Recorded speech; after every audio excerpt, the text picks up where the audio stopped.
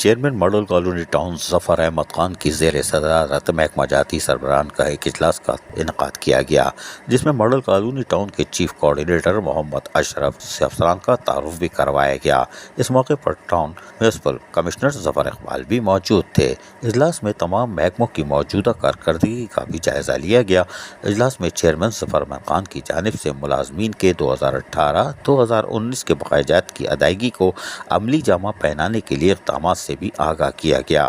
Chairman ظفر احمد خان نے کہا کہ نو مولود ماڈل کالونی ٹاؤن میں اہلیان ماڈل ٹاؤن کو جو کہ احساس کمتری کا شکار ہیں، کیونکہ یہاں پر ان کو بلدیاتی سہولتوں سے محروم رکھا گیا تھا، تو ہم نے جو محنت کی ہے اس میں اب مزید تیزی لانے کی ضرورت ہے۔ عید الفطر کے بعد تمام محکمہ جاتی افسران کوئی ایسا پلان مرتب کریں تاکہ لوگوں کو بلدیاتی سہولتیں ان کی دہلیز پر کم سے کم وقت میں پہنچائی جا سکے۔ اس سلسلے میں کونسل کے اراکین کا مکمل تعاون حاصل ہوگا، جس میں اہلیان ماڈل ٹاؤن کو سہولتوں کی فراہمی کو یقینی بنایا جا سکے گا۔ چیئرمین ظفر احمد خان نے کہا کہ اہلیان ماڈل کالونی ٹاؤن کے ساتھ ساتھ مساجد، امام بارگاہوں کے ساتھ ساتھ اسکول، ہسپتال اور خصوصاً کاروباری علاقوں میں صفائی ستھرائی کے کام کی رفتار کو تیز رکھا جائے۔ اس کی وجہ یہ ہے کہ یہاں سے آنے والے لوگوں کو ایک صاف ستھرا ماحول فراہم کیا جا سکے گا۔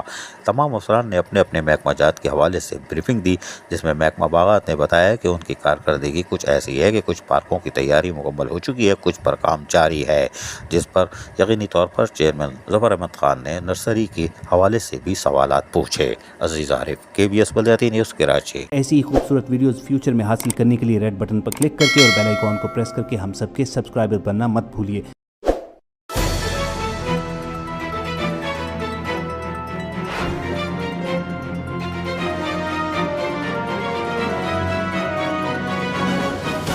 KBS بلدیاتی نیوز۔